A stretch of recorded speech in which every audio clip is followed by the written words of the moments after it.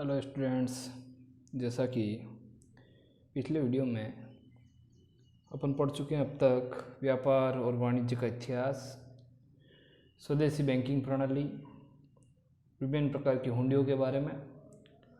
आज अपन पढ़ेंगे मध्यस्थों का उदय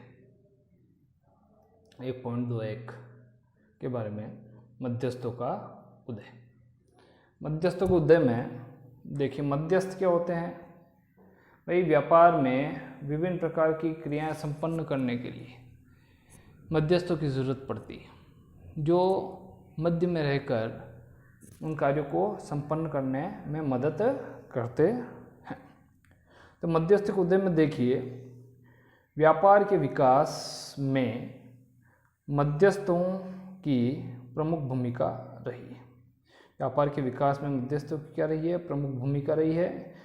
और व्यापार और विशेषकर विदेशी व्यापार का जोखिम वहन करने की, व्यापार और विशेषकर कौन सा? विदेशी व्यापार का जोखिम वहन करने की। जिम्मेदारी को लेकर निर्माताओं को वित्तीय सुरक्षा प्रदान की। इसमें कमीशन एजेंट, दलाल और फुटकर दोनों प्रकार के माल वितरक शामिल थे। वह मध्यस्थ का मतलब निर्माता और उपभोक्ता के मध्य में माल वितरण करने वाले या उनके बीच एक संपर्क श्रृंखला बनाने वाली कड़ियाँ क्या कहलाई है? मध्यस्थ कहलाई है। मध्यस्थ में कमीशन एजेंट हो गए, दलाल हो गए और फुटकर दोनों प्रकार के माल वितरक शामिल थे। विदेशी व्यापार बढ़ता हुआ एशिया में बड़ी मात्रा में सोना और चांदी और बहुमूल्य धातुएं लाया। विदेशी व्यापार धीरे धीरे क्या होता गया? बढ़ता गया, जिससे सोने, चांदी और बहुमूल्य धातुओं की मात्रा बढ़ी और इसकी बड़ी राशि भारत की ओर रही। जगत सेठ जैसी संस्थाओं का भी विकास हुआ और मुगल काल और ईस्ट इंडिया के दिनों में उनका बहुत प्रभाव रहा। बैंकरों ने न्यासी यानी ट्रस्टी, जो विभिन्न प्रकार की संस्था होती है ट्रस्ट के रूप में, उन्हें क्या कहा गया है? पर न्यासी। और अक्षय निधि, एडांटमेंट अक्षय निधि के निष्पादन के रूप में कार्य करना प्रारंभ किया। विदेशी व्यापार का वित्त पोषण ऋण से होता था। विदेशी व्यापार जो होता था उसका वित्त पोषण जो होता था, यानी कि पैसे की जो जरूरतों की पूर्ति है वो ऋण से होती थी। यद्यपि लंबी यात्राओं में विशाल जोखिम को देखते हुए ब्याज की दर को ऊंचा रखा गया था। और जो ऋण मिलता था वो भी ऊंची ब्याज दर पर मिलता था। क्यों? क्योंकि विशाल जो यात्रा होती थी, किसके लिए? माल को बेचने के लिए। तो वो यात्राएं बड़ी जोखिमपूर्ण होती थी। उधार शोधों के अभ्युदय, अभ्युदय का मतलब क्या हुआ? उदय होना। अभ्युदय तथा ऋण व अग्रिमों की उपलब्धता ने गतिविधियों को बढ़ाया। भारतीय उपमहाद्वीप में ने अनुकूल व्यापार संतुलन के फल का लाभ आनंद लिया।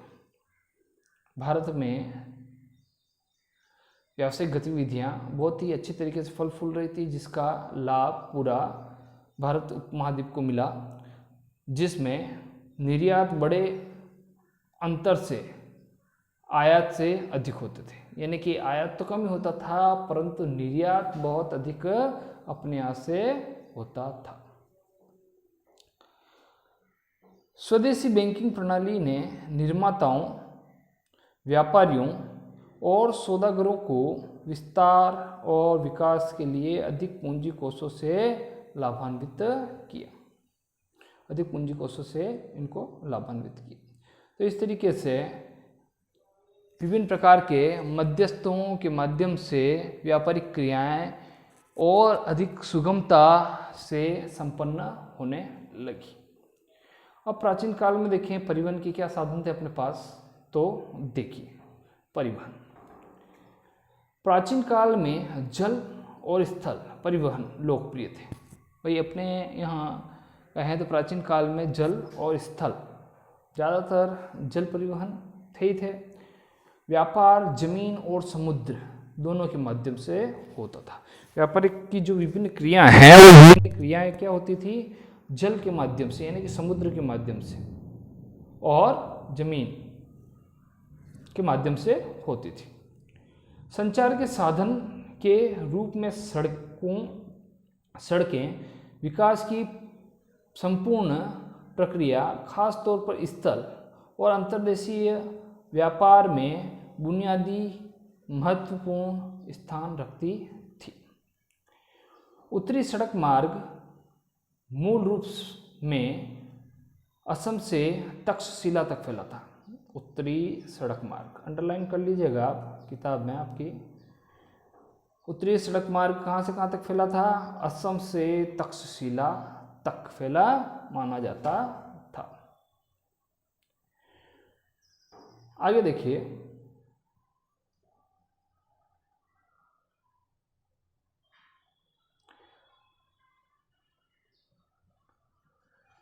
दक्षिण में भी पूर्व से पश्चिम तक फैले व्यापारिक मार्ग संरचनात्मक रूप से व्यापक थे।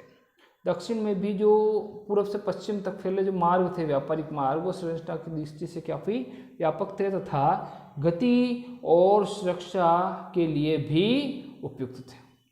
सुरक्षित भी थे और गति के लिए भी उपयुक्त थे। अच्छी गति से जाया जा सकता था।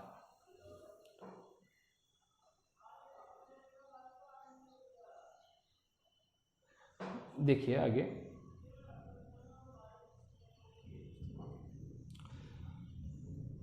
सामुद्रिक व्यापार वैश्विक व्यापार नेटवर्क की एक अन्य महत्वपूर्ण शाखा थी। मालाबार तट जिस पर मुजरिस स्थित है। मालाबार तट था एक तट का नाम जिस पर क्या है, मुजरिस स्थित है। ठीक है, दक्षिण में मालाबार तट मुजरिस स्थित है का अंतर्राष्ट्रीय सामुद्रिक व्यापार में पुराना इतिहास रहा है जो रोमन साम्राज्य के युग तक जाता है। रोमन साम्राज्य जो था उस युग तक फैला हुआ है।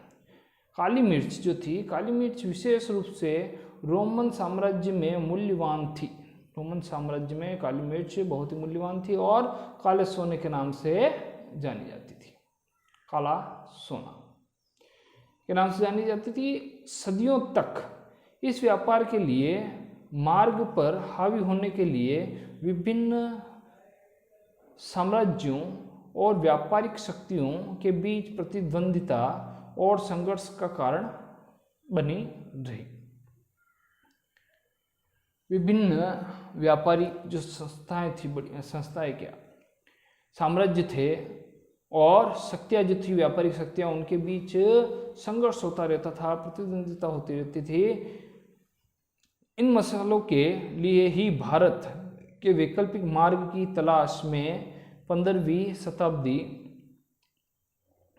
के अंतिम वर्षों में कोलंबस ने अमेरिका की खोज की और 1498 में मालाबार के किनारे वास्को डी गामा भी आया। विभिन्न व्यापारियों में होड़ रहती थी व्यापार करने की। इसी के कारण कोलंबस ने अमेरिका की खोज कर ली और 1498 में मालाबार तट के किनारे वास्को डी गामा भी आ गया। कालीकट ऐसा व्यस्ततम विक्रय केंद्र था। कालीकट एक व्यस्ततम विक्रय केंद्र। था कि मध्य पूर्व से लोबार और गांधार, लोबार क्या, आवश्यक तेल, और गांधार परफ्यूम में उपयोगी सुगंधित रेजिन दवाइयाँ लेने के लिए यहाँ चीनी जहाज भी आते थे। लोबार और गंधार लेने चीनी जहाज भी आते थे, और साथ ही साथ भारत से काली मिर्च, हीरे मोती, कपास भी ले जाते थे। कहने वाली बात ये कि ये चीज़ें यहाँ से क्या होती थी, निर्यात होती थी। 15वीं और 16वीं शताब्दी के प्रारंभ में दक्षिण या कोरोमंडल तट, दक्षिण में कोरोमंडल तट पर पुलिकट प्रमुख बंदरगाह था। पुलिकट क्या था, प्रमुख बंदरगाह। कौन से तट पर था, कोरोमंडल तट पर पुलिकट बंदरगाह। पुलिकट बंदरगाह से दक्षिण पूर्व एशिया के लिए कपड़ा प्रमुख निर्यात था। यानी कि इस तट से एशिया के लिए क्या निर्यात किया जाता था, कपड़ा निर्यात किया जाता था। तो ये थे परिवहन के साधन, समुद्री और स्थल मार्ग।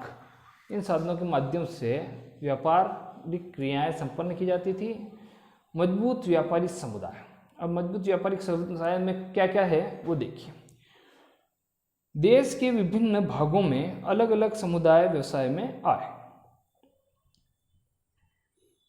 देश के विभिन्न अलग अलग भागों में अलग अलग समुदाय आए। पंजाबी और मुल्तानी व्यापारियों ने, पंजाबी और मुल्तानी व्यापारियों ने उत्तरी क्षेत्र में कारोबार संभाला, उत्तरी क्षेत्र में कारोबार संभाला, जबकि भट्ट ने गुजरात और राजस्थान राज्यों में व्यापार का प्रबंधन किया। पश्चिमी भारत में इन समूहों को क्या कहा गया, महाजन। क्या कहा गया, महाजन। अहमदाबाद जैसे शहरी क्षेत्र में व्यवसायियों का सामूहिक रूप से मुखिया, अहमदाबाद की ओर देखें अपन और ऐसे शहरी क्षेत्रों की ओर देखें तो वहाँ जो व्यवसायियों का सामूहिक रूप से उन्हें क्या कहा जाता था, नगर सेठ। क्या कहा जाता था, नगर सेठ। आप अभी भी सुनते हैं महाजन और नगर सेठ ऐसे वर्ड। जो अधिक धनवान व्यक्ति है उन्हें आप नगर सेठ या महाजन के रूप में जानते हैं। अन्य शहरी समूहों में व्यावसायिक वर्ग जैसे हकीम और वैद्य, चिकित्सक, वैद्य का मतलब क्या हुआ, चिकित्सक, वकील, विधिवक्ता, पंडित या मुल्ला, शिक्षक थे, चित्रकार, संगीतज्ञ, सुलेख आदि इसमें शामिल थे। तो इस तरीके से ये सब व्यावसायिक वर्ग थे, मजबूत व्यापारिक समुदाय था। मर्चेंट कॉरपोरेशन, नेक्स्ट आपके आता है मर्चेंट कॉरपोरेशन। देखिए मर्चेंट कॉरपोरेशन में क्या है, देखिए व्यापारिक समुदाय ने गिल्ड से अपनी प्रतिष्ठा और ताकत प्राप्त कर ली, जो अपने हितों की रक्षा के लिए स्वायत्त निगम थे, स्वतंत्र निगम थे। कॉरपोरेशन, निगम का मतलब कॉरपोरेशन। ये निगम औपचारिक रूप से संगठित थे, औपचारिक यानी कि नियमबद्ध तरीके से संगठित थे। अपने स्वयं के सदस्यों के लिए नियम और व्यावसायिक आचार संहिता यानी कि नियम बनाना, व्यवसाय के नियम बनाए, जिसे राजा भी स्वीकारते और सम्मान करते थे। जिसे राजा को भी मानना पड़ता था, उनका सम्मान करना पड़ता था। उद्योग और व्यापार पर कर भी राजस्व के प्रमुख साधन थे। टैक्स, उद्योग और व्यापार पर जो टैक्स लगाया जाता था वो राज्य के खजाने में जाता था। व्यापारियों को चुंगी करों का भुगतान करना होता था, जो अधिकांश प्रमुख वस्तुओं पर अलग अलग दर से लगाए जाते थे। अलग अलग वस्तुओं पर अलग अलग दर से लगाए जाते थे। उनका भुगतान या तो नकद किया जाता था या वस्तुओं के रूप में होता था। या नकद पैसा आप दे दो, भुगतान कर दो, या फिर वस्तुएं उनके बदले दो। वस्तुओं के अनुसार सीमा शुल्कों में भिन्नता पाई जाती थी। जैसी जैसी वस्तुएं हैं उसके अनुसार सीमा शुल्क में भी विभिन्न प्रकार के क्या पाई जाती थी, भिन्नता पाई जाती थी। सीमा शुल्क दरें विभिन्न प्रांतों में अलग अलग थी। अलग अलग प्रांतों में सीमा शुल्क की दरें भी क्या थी, अलग अलग थी। और नौका कर यानी कि नाव का कर, नौका कर आय का एक अन्य स्रोत था। इसका भुगतान यात्रियों, सामान, मवेशियों और गाड़ियों के लिए भी किया जाता था। श्रम कर वसूलने का अधिकार आमतौर पर स्थानिकों को हस्तांतरित था। श्रम कर जो वसूल करने का जो अधिकार है, यहाँ पर बताया आपको स्थानिकों को हस्तांतरित किया गया था, वही श्रम कर वसूल करते थे। आगे देखिए, रजा या कर। कर को क्या कहा गया है, रजा, अंडरलाइन कर लीजिएगा। संग्राहकों से गिल्ड प्रमुख का सीधे व्यवहार हुआ करता था तथा वे अपने साथी व्यापारियों की तरफ से निश्चित राशि पर मार्केट टोल का समाधान कर लिया करते थे। मार्केट टोल जो भी होता था टैक्स, उसका समाधान कर लिया करते थे। गिल्ड व्यवसायी धार्मिक हितों के संरक्षक के रूप में भी कार्य करते थे।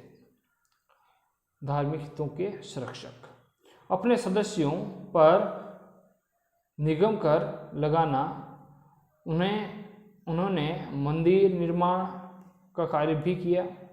इस प्रकार वाणिज्यिक गतिविधियों ने बड़े व्यापारियों को समाज में सत्ता हासिल करने में सक्षम बनाया।